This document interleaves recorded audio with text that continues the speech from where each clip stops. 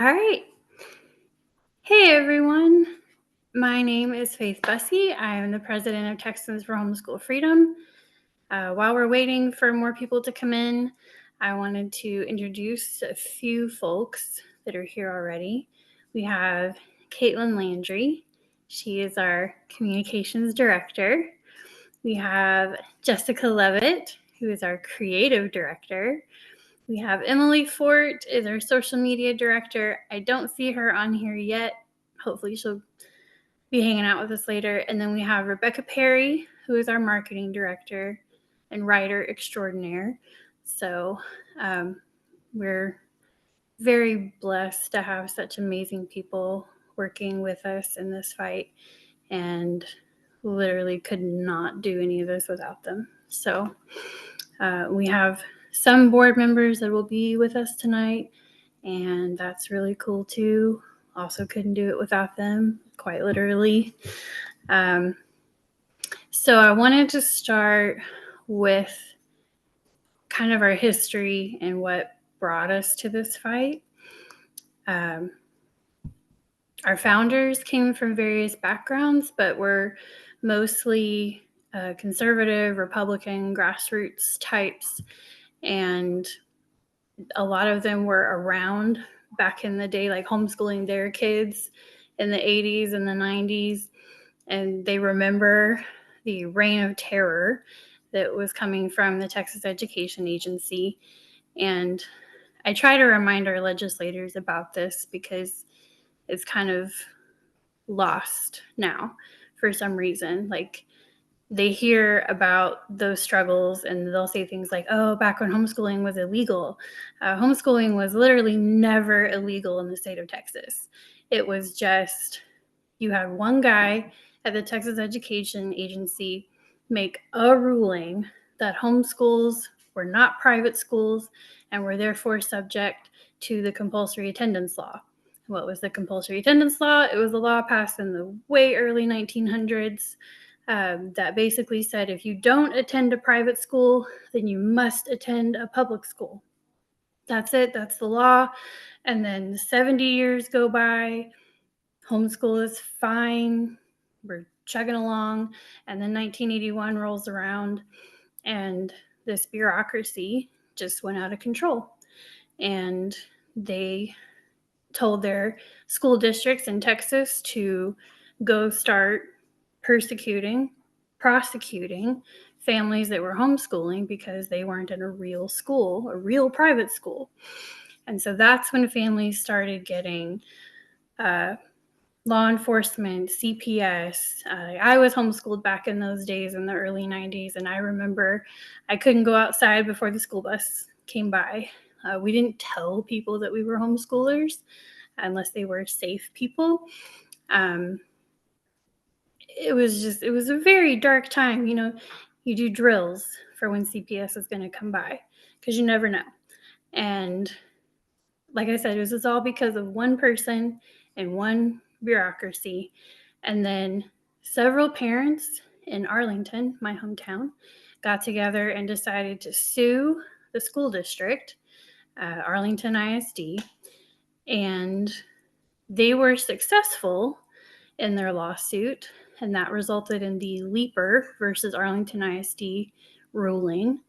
But that took 13 years, from 1981 to 1994. And for all of those years, the legislature was in session. They did nothing. They knew that families were being torn apart, and they didn't change the law. They didn't rein in the out-of-control bureaucracy. And so every time Texas Homeschool Coalition comes back with, we'll be there if anybody ever tries to hurt homeschool families in Texas, it's like, really? Like, that didn't really work out the first time. And maybe it's because they think they have more political sway and political power now, but I do want to talk about that a little bit. But 13 years is a really long time to be persecuted and to be afraid and not able to exercise your actual God-given right to educate your child. So a few years after that, Texas Homeschool Coalition pushed for a definition of homeschooling to be put into our state statute. And why that matters is because Leaper, the ruling itself, was based on two things. It was based on the history of how homeschoolers had been treated in Texas. And like I said, we were pretty much left alone. We were treated like we were private schools, and it wasn't a big deal.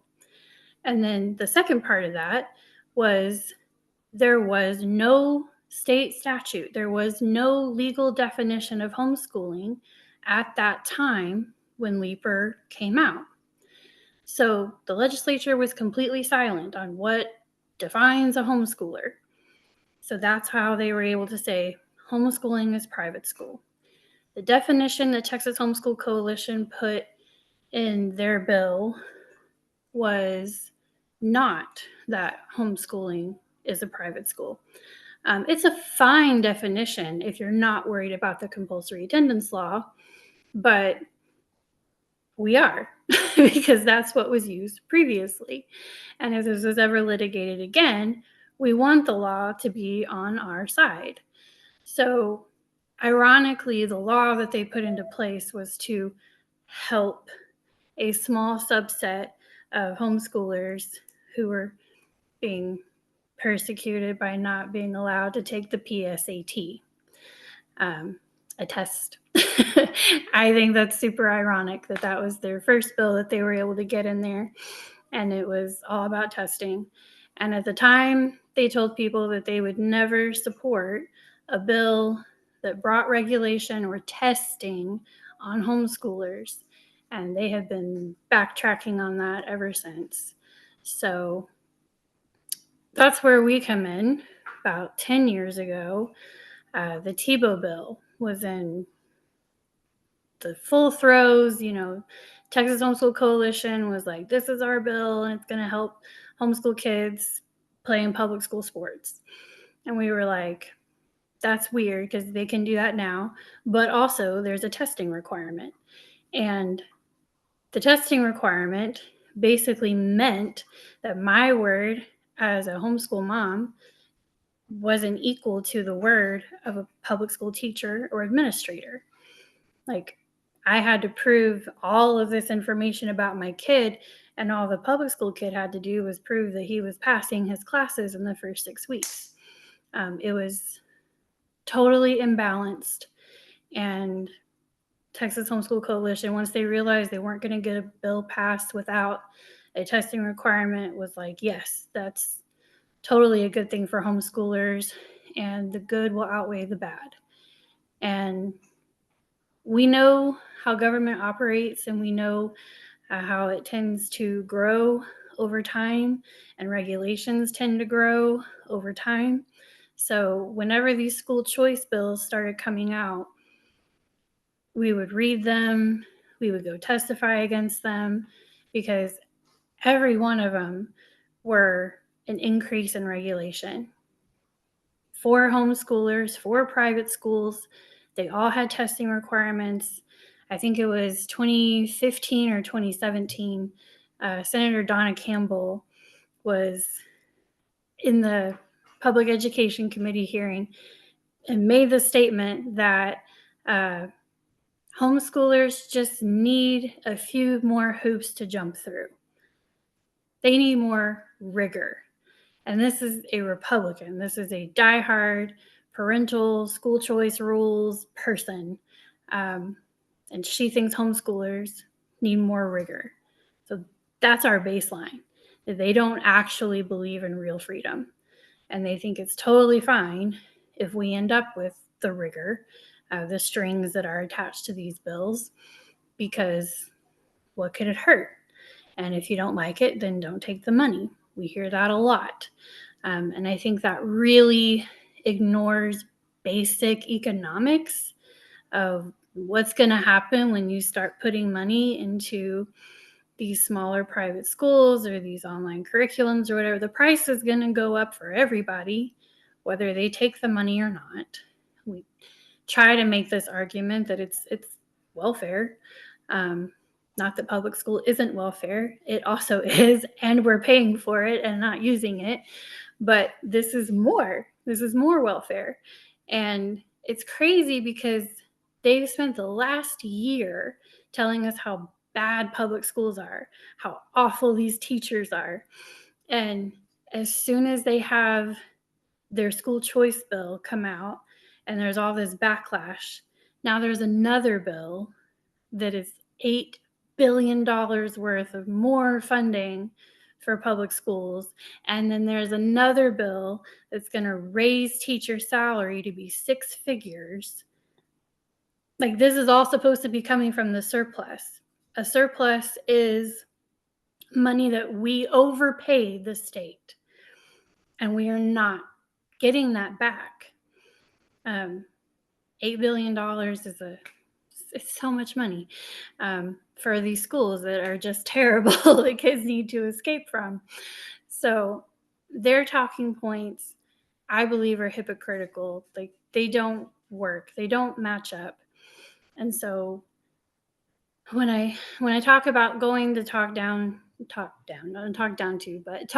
the legislators, go down to Austin, the talking points change depending on who you talk to. Democrats are typically going to vote against this anyway, but their thing is it's going to defund public schools. We don't really care much about that. Most people in this group are like, that's not our biggest concern.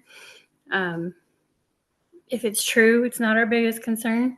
So, because I've never met a homeschool family that didn't try to help someone else homeschool their kid, pull them out of public school, encourage them, tell them you can do it, or they say, hey, I need childcare, and then they volunteer to watch your kid, because honestly, public school is decent at childcare. They're not decent at education, but anyway, I was getting off on a tangent there.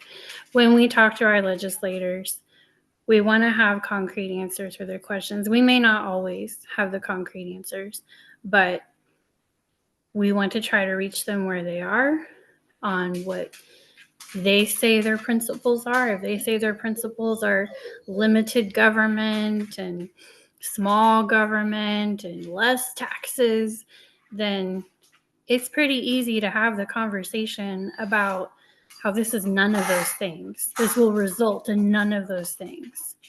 And we have so many examples of that in the real world, even just in higher education. When we watched everything balloon with, you start off with Pell Grants, and then you start off with just injecting government money into higher education, and the costs go up and up and up, and we never see a decrease, and inflation, all these things. So when we start talking about logistics of going down to Austin, I want to start with the process first, and then where we are in the process. So the Texas legislature is a bicameral body. It has a House and it has a Senate, 150 representatives, 31 senators. And if that's hard to remember, then there's 150 Psalms and 31 Proverbs, and that's why those numbers are there, which is weird, but it is what it is. So a bill can originate in either the House or the Senate.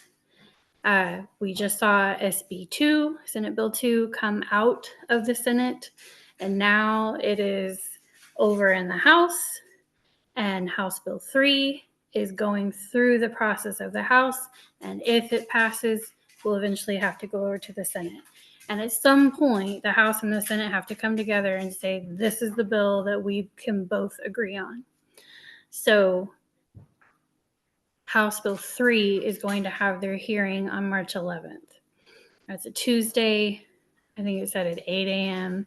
It's in a building that is separate from the Capitol, but if you look at a map, they're pretty easy to find.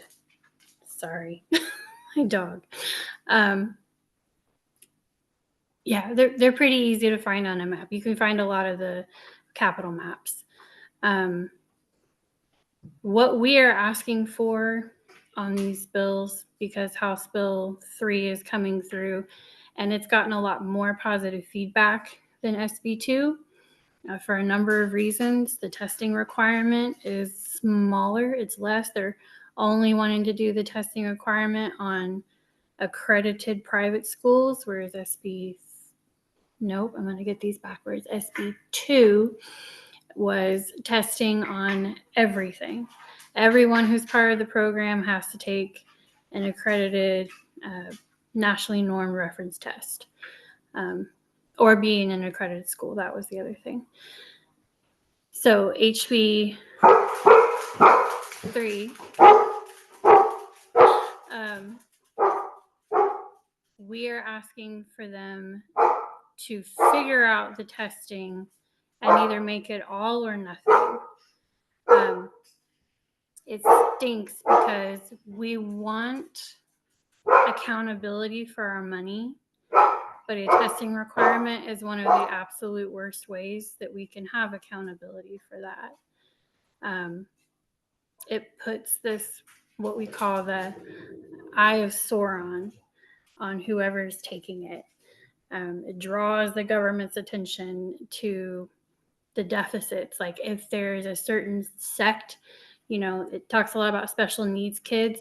How are special needs kids going to do on these standardized tests? If they don't do well, then that gives the legislature a reason to come in and say, well, maybe they need more than just this test. Maybe they need this certain kind of curriculum. And that's how you end up with curriculum alignment, ultimately. If you have a test, you end up teaching to the test because you want to keep the money. So we are asking them to figure that out, either no testing or test everybody, but don't just have it for the accredited private schools in HB3. I'm sorry, my dog is being very loud. Someone's knocking at our door. That's our life.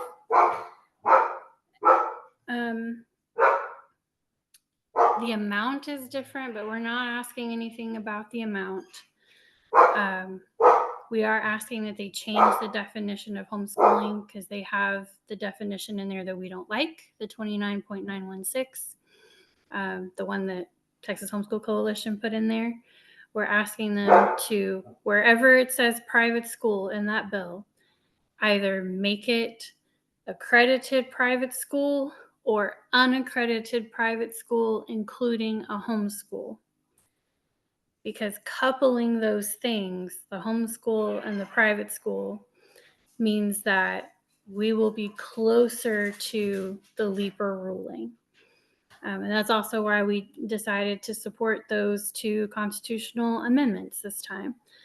Because number one, it's trying to stop future regulation from a state agency on private schools, but it includes and a homeschool. A private school, including a homeschool. So that's nice. Sorry. And then those are the main things that we are asking for on HB3. So even if they're like, we have all the votes and it's going to pass, there's nothing you can do about it, they are talking about amendments and they are talking about ways to make the bill palatable to all these groups of people. So if you get an opportunity to talk to a legislator, those are some talking points that you can go through. Say, okay, you're going to vote for it. You told me that. There's nothing I can do, but you know what would make it better? Change the definition of homeschool. Replace it everywhere in the bill with accredited private school or unaccredited private school, including a homeschool, and figure out the testing, all or nothing. So the first part in going, though, I would love for everyone, before you go to Austin, to call your legislator's office and get an appointment with them. Like an actual sit down, you can meet with them. Sometimes when I call and I try to get an appointment with them, I'm given the number or email, actually it's usually email, to their scheduler. And sometimes the scheduler gets back to me and sometimes they do not. But if they haven't gotten back to you in a business day or so, feel free to call again and be like, hey, I emailed your scheduler and they didn't get back to me. I just want to make sure that they got my email and that we're going to be able to set this up for when I'm down. And you can be polite about it, but be persistent about it as well. Because some offices are very eager to set those things up, and some are really not. They're really trying to hide their member from their constituents. And you can do that for both your House rep and your state senator. It would be great if you could get those 2 meetings for the days that you're going to be there, whether you're coming for the hearing day or coming for the Capitol Day. Try to plan those for after 10 o'clock on our Capitol Day. And honestly, you can plan it for any time if you're coming on the hearing day, because that day is going to be absolutely insane. And I'll go over why in just a minute. But calling goes first. And then the going part is where it's going to get crazy on the hearing day, because it is Texas Homeschool Coalition's Capitol Day. It is Texas Right to Life's Capitol Day. It is Gun Owners of America Capitol Day. And it is also South by Southwest Music Festival in Austin that week. And so the not so great La Quinta that's right next to the Capitol, that's where I stay because it's normally like $60 a night, is like $330 that night. And that is, you do not want to spend that much money for what you get for that. So plan ahead if you do plan to go to the hearing day. Either find a place that's further out from Austin where you don't mind driving in. Be prepared to try to find parking, whether it's street parking or there's several parking lots that are a little bit further down that are still walkable to the Capitol, but just be prepared to be able to find those quickly, because the Capitol Visitors Garage will be very likely full pretty quickly, pretty early in the morning. And then, yeah, as far as staying, there are some smaller towns on the outskirts of Austin that you could probably find a cheaper place to stay. Like I said, for our Capitol Day, for most weeks that I go to Austin, that La Quinta, if you are down for adventure, it's great because of proximity. Otherwise, half the electricity in the room may or may not work. The overhead light in the bathroom may or may not work. The toilet may or may not run. But the beds are clean, and that's about all you can trust, is that you can get a good night's sleep. So, and I've always had hot water.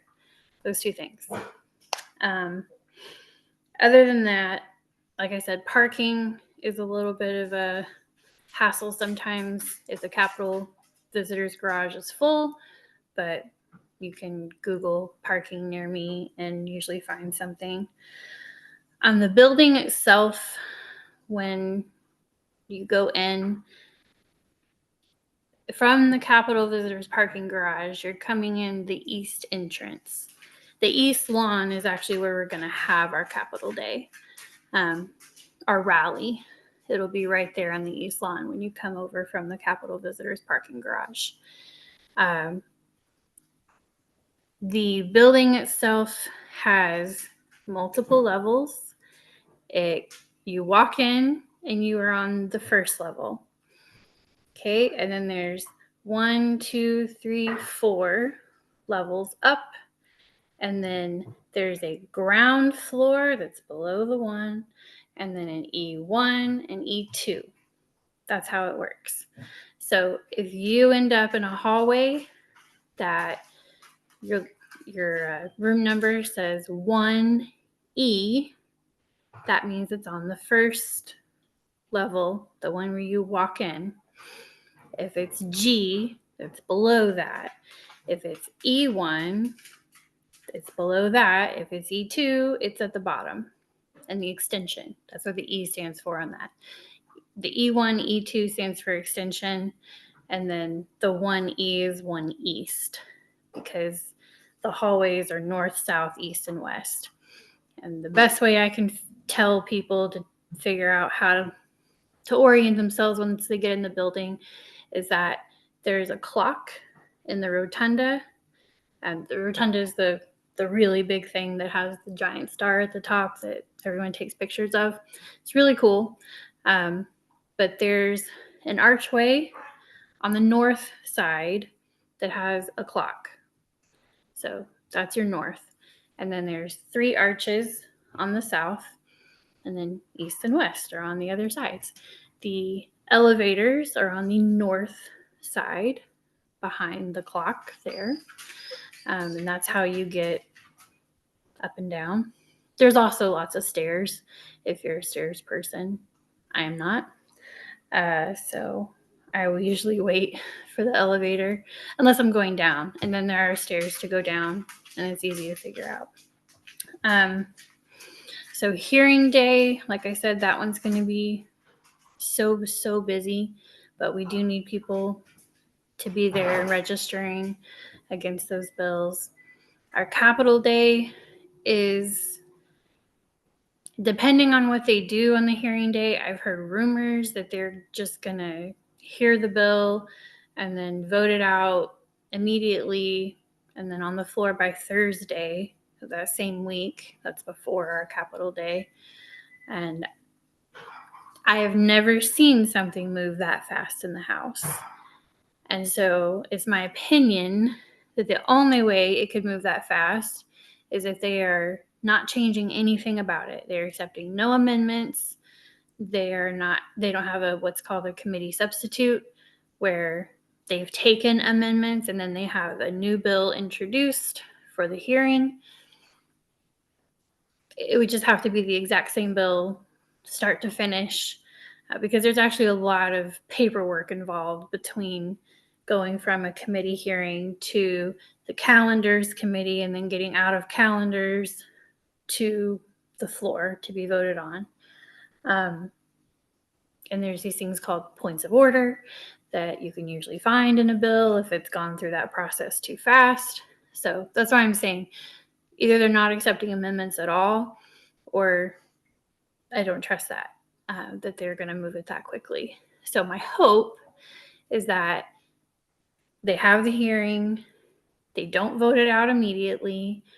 We have opportunity to influence people when we come down for our Capitol Day, meet with folks, not just about please don't vote for it, but also if you're determined to vote for it, please make these amendments.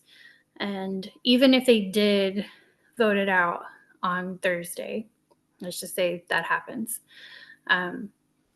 The House and the Senate, like I said, have 2 different bills, and they have to concur. They have to be in agreement that this is what the final version of this bill is going to look like, and we will be able to influence that as well. So we'll need to be able, we will be able to influence the process no matter what. It's not going to be too late by the time we get there. It'll just be a different fight. So I think I covered most everything I had in my notes. Were there any questions in the Q&A? I don't see any questions. People might verbally have some, but for maybe logistics on the day of Capitol Day in the morning, like the time frames. Okay, someone asked a question in the chat. Let's see. When will a schedule for the day be shared? That email, Rebecca, when did we plan for that email to go out? So you're muted. There we go. All right. Yeah, I think we had planned to send out our detailed schedule the end of the week right before. Um, I mean, we can share the basic, you know, we're encouraging people to park in that by then, hopefully that you actually can park in the Mhm. Capitol Visitors parking garage. You'll walk straight out. We'll be gathering at 8 o'clock on the east lawn. We will have information to share there, and people who are going to be giving us more, we're going to go through the talking points for that day. Hopefully we'll be updated depending on what has happened the week before, and then direct people to legislators' offices. Yes, we will be in groups of hallways, basically. So, however many people we end up having, and right now we have, what was the last count? Like 450. That's so exciting. It's the biggest Capitol Day we've ever had, and I'm really excited about it. Yeah, so 450 homeschoolers walking the halls of the Capitol and divided by hallways so that we can get everyone to be making visits to each office, dropping off flyers, talking, and all of that. And many hands will make light work of that. So just kind of a top level schedule, the rally will be from 8 to 10 outside in the morning. And then from there, we'll go into the legislators' offices. And like Faith said, if we truly have that many people, it will make like work. And, hopefully it won't take more than, I don't know, a couple of hours, and also depending on the meetings you're able to get with your own legislators. We are very much encouraging that. If you need help setting up that meeting, reach out to us, and we can help you do that. But the afternoon should be pretty open for you to either get back to home or Take a visit more tour of offices the on your Capitol. own or yeah. Some of us were planning on having lunch at the Capitol Grill, which is on the E1 floor. I don't think there will be another meeting to dismiss, but there will definitely be folks gathering. I think taking time to be with each other, and if we want to give notes, I love notes. If people are having conversations in certain offices that they think we should be aware of, that's really helpful. Because we have a count, and we have updated that count over time as conversations have gone on, and we see social media posts and things people say publicly versus what they say privately. So yeah, we're keeping a tally, and it's nice to know where we can put the pressure on. The date we have changes.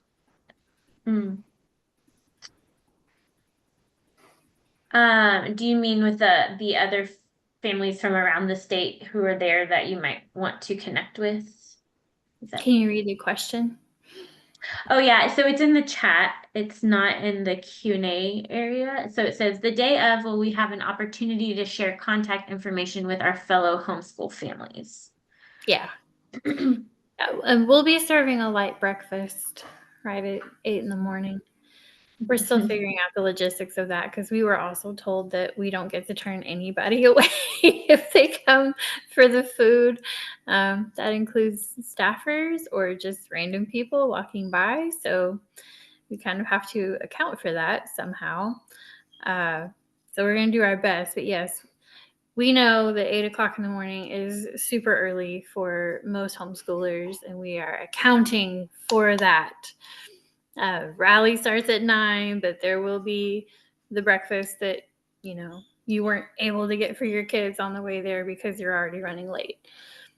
So that would probably be a good opportunity to get to know people. And Yes, yeah. So we're meeting at 8. 8 to 9 is people kind of milling about having the breakfast items, and then the speakers will start at 9 outside yep. from 9 to 10. And do one of y'all want to address not bringing placards with? Oh, Yeah. We were told we can't have any signs that have bill numbers on them, like actual legislation. So can't have a printed sign that says no to SB2 or HB3. Has to be general. mhm. No. So if you No want to make black signs, and that's white. wonderful, but it just can't contain actual bill numbers. Yeah. Let's see, is there a sign up that we can offer additional assistance for the morning? We envy the help. It's this whole process has been very, very dynamic this year. We've been blessed with a lot of signups, but we've had to pivot a lot. And so there definitely are needs, and we would love to, yeah, I think we've done a little SOS on social media and maybe like one email, but it probably would be good to have a sign up email go out if anyone is willing to sign up for time slots to help us set up or tear down outside. Or bring, mini muffins to contribute to the breakfast table or something like that. So yes. And also, if you're on Facebook Messenger, I was going to create a group chat for folks who wanted to help with that planning part. So get with one of us or email us if that's what your thing is. We'll figure that out, connecting everybody. That's a great question. So thank you. yes, thank you.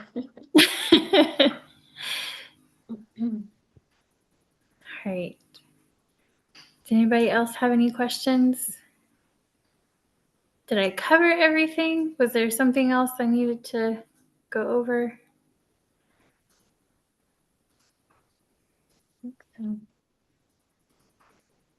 I don't think so. And again, we will be sending out the emails. I think we're going to send one out the week before Capitol Day and then a couple days before Capitol Day, with those the minutia details and timeframes and everything. We've just been kind of holding everything with an open hand and giving kind of broad level things, like I said, because we've had to change so many times thus far. So, but yes, please be looking out for those more detailed emails. And it's always quite a shock with legislation when you're so focused on this one bill that just came out and then another bill comes out and you have to put all the pieces together again, even though they're not the same, but they have all the same elements. So our talking points really don't change. Haven't changed in 10 years. So still fighting the fight, and we'll just keep doing that. So well, that was good. 7:40. I'm gonna way go ahead before and 9 stop o'clock. the recording.